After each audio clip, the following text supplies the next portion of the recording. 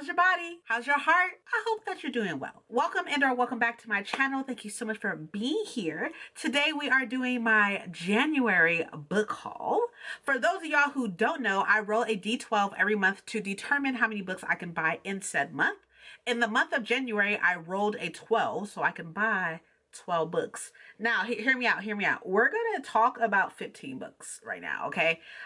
I'm just saying, technically, right? 2 of the books, one of which I paid for way in advance, and then the other one my mom bought for me. Not because I asked her to, but because it was a Target exclusive and I wasn't there yet. So she bought it before I got there. So there's that. So 2 of which I did not buy. So that leaves 13, which means I'm over one. I am. I did that. Oh, no. The other one, though, is a Illumicrate book. And Illumicrate does not count towards the books bought for the month. So we're good. We got 15 books to talk about. I think that is the case. So we're going to go ahead and get into it.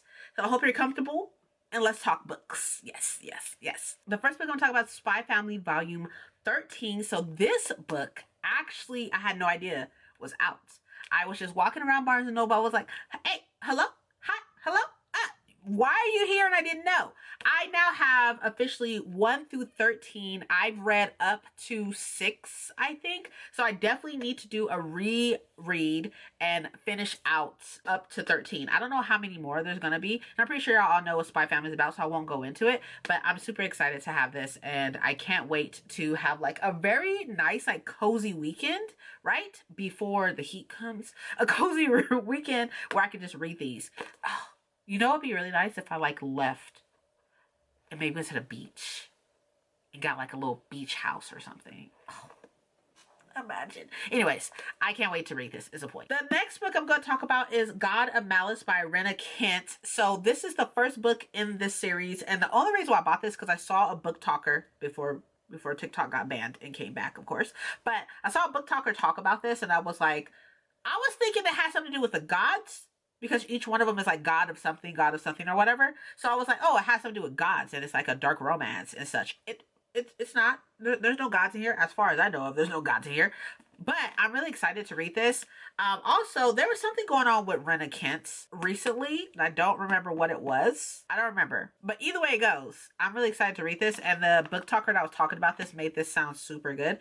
And I am definitely trying to get more into dark romance. So this is one that I have. I have a couple more, but I'm really excited about this one. And I got the one with the spray pages. So yes. The next book is book number 10 in the series, and that is Adrift in Currents Clean and Clear by Cheyenne McGuire. This is another series that I'm behind on.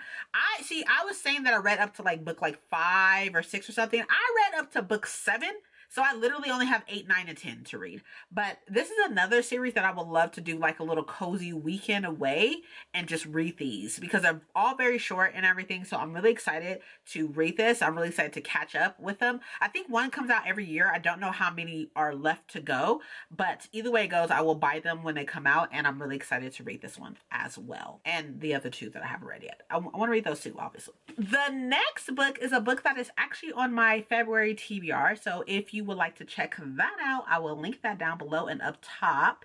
But that is The Queen's Spade by Sarah Raleigh. So this is actually like a thriller supposedly, or even like I saw that it had a tag of fantasy. I don't know if there's any magic in here. I know that it's revenge. I know that it's set in the 1800s, 1862. So I'm really excited to get to this and to see what her take is on thriller and a revenge story. Again, I don't know if there's magic in this, but either way it goes, this will be read in February, which is Black History Month. So I'm really excited about that too. So I'm excited to get to this and have this read.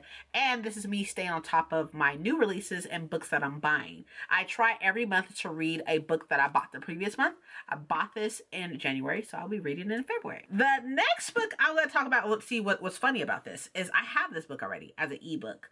I believe it's on Kindle Limited as well, but I heard such great things about this book that I had to buy it, and it was kind of just been staring at me, so I was like, I'm just gonna buy it. And that is The Witch Collector by Carissa Weeks. So this is another book that I heard about from TikTok. which is really interesting because like the other book that I bought because of TikTok, I loved, by the way. So I am really excited to get to this because I have high hopes for this.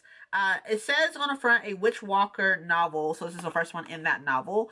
And it says on the back, every harvest moon, the witch collector rides into our valley. It looks like there's something about like a collecting day and then people getting taken or one person getting taken. So I'm curious to see what this is about. I've heard nothing but great things about this on Book Talk that I'm no longer on. But either way it goes, I'm really excited to read this. This next book, right?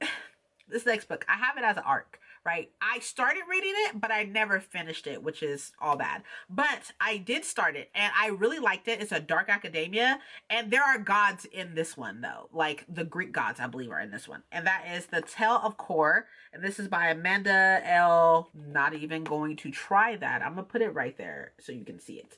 Right?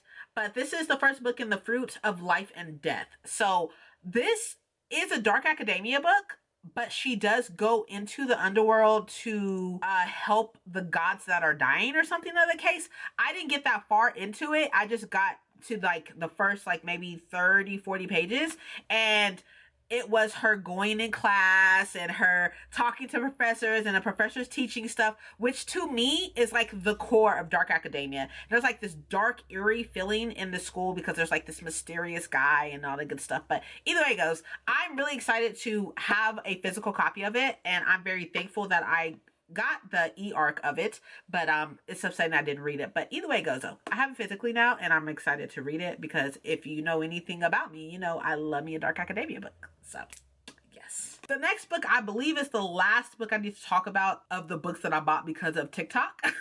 And that is The Ever King by L.J. Andrews. So this is another romantasy that I hear amazing things about because of Book Talk.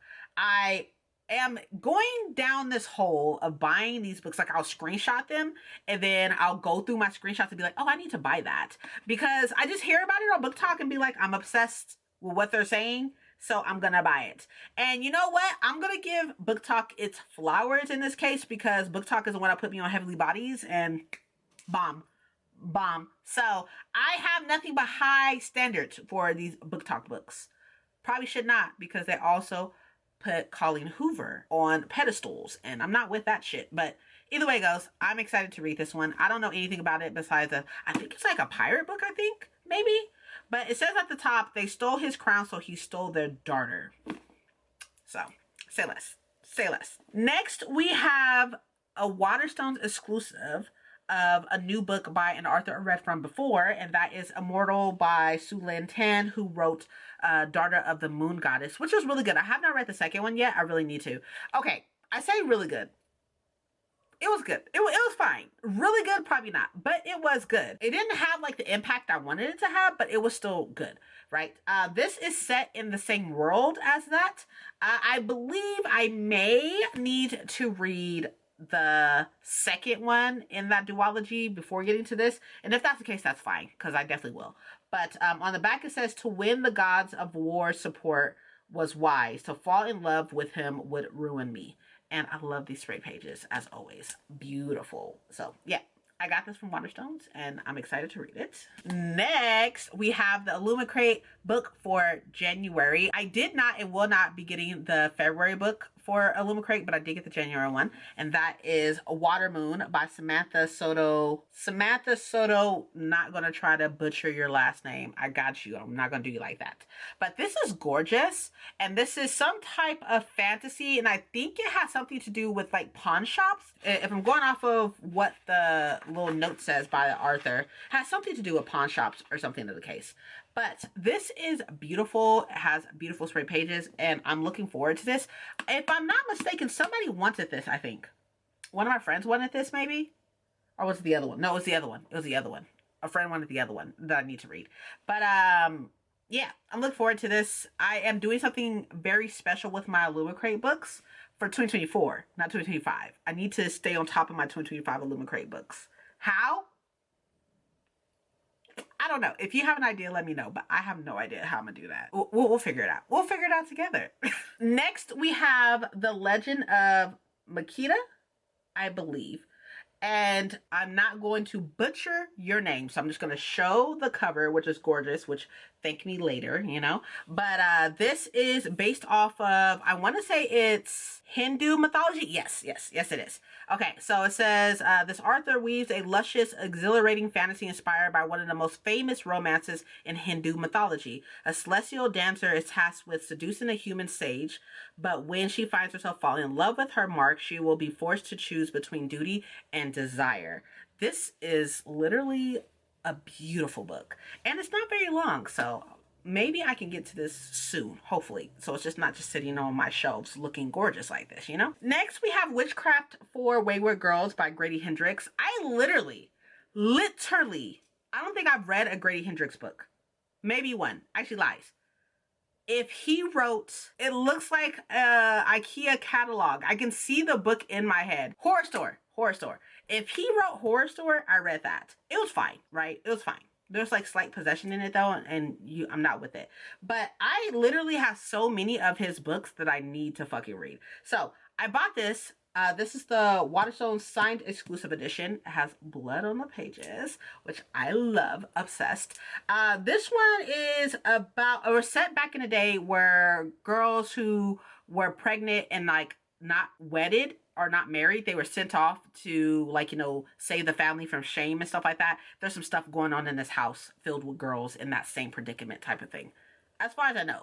But I would love to read this. I'm looking forward to it. Maybe in the fall. That would be great. Next, we have my 2 copies of Onyx Storm. We have the Target exclusive that my mom bought, as well as this one, which is the deluxe edition that I got going to Los Angeles for her tour. She was in Los Angeles 2 days and she was touring for this release. So this is the deluxe edition that is signed by her. So these are my only 2 editions of Onyx Storm. I say that, I have a paperback on the way. So there's that from Australia, because I have the tall paperbacks of Fourth Wing as well as Iron Flame. So I am getting the tall paperback of Onyx Storm as well. I read those. I do not read my hardcovers that I have for special occasions and such. The ones with the spray pages. So I don't read those, but I do read my top paperbacks. But not least, we have A Language of Dragons by S.F. Williamson. And this is the first book in this fantasy series. This is the Waterstones exclusive edition, so it has the beautiful sprayed pages. I know that the Fairy Loot one is gorgeous. You ain't gotta rub it in my face. I know already. I know virtually nothing about this book. Everybody was talking about it. It was everywhere. And I like had to have it because every single person I know of was talking about this book and talking about how they were excited for it. All it says on the back is "Hear the call, ignite the revolution." So I don't know. I know it's dragons, so that's cool. It says London 1923. So is this urban fantasy? Not a fan of urban fantasies, but it's fine. It's okay. I hear great things, so I'm looking forward to reading this. I have one more book and I was contemplating putting it in this haul or putting it in February's haul, because technically speaking, I bought it in January, but it got here in February. But we're just going to talk about it anyways because might as well and such. And that is Heavenly Bodies. This is the book that I've been like obsessing over. This is the self-published edition. I have the Waterstones hardcover edition of it with the gold edges, but this one is the self-published edition. I am still hunting for the second one in the self-published edition, which I found, but I have to wait to buy it because I don't have the money for it at the moment. But I will though. I will be buying it and will be finding it. But I loved this book. I read this book in the month of January and loved it. Like, loved it. Been talking about it and everything. Obsessed. This is the only thing giving me fate in book talk books. Like, this is the only one because I learned about this on Book Talk and obsessed. Super obsessed. Love it. I lied earlier. I said that I bought this in January and it got here in February. That's not true. I bought this. No, that is true. That's right. I bought this the last day of January and it got here today, being the 3rd of February. So technically speaking, it is a January book. It just got here in February. So that's why we're included in it here. It got here today and I'm filming today, so it was meant to be. So those are all the books that I bought in January. I had an amazing reading month. I read 8 books. I talked about all the books that I read and went into detail and such in my reset, my February reset. So you can definitely check that out. I'll link that down below and up top for you. But I had a great reading month in January. I'm hoping to have a great reading month in February and hopefully things go to plan. Hopefully, yes. Yes, yes, definitely.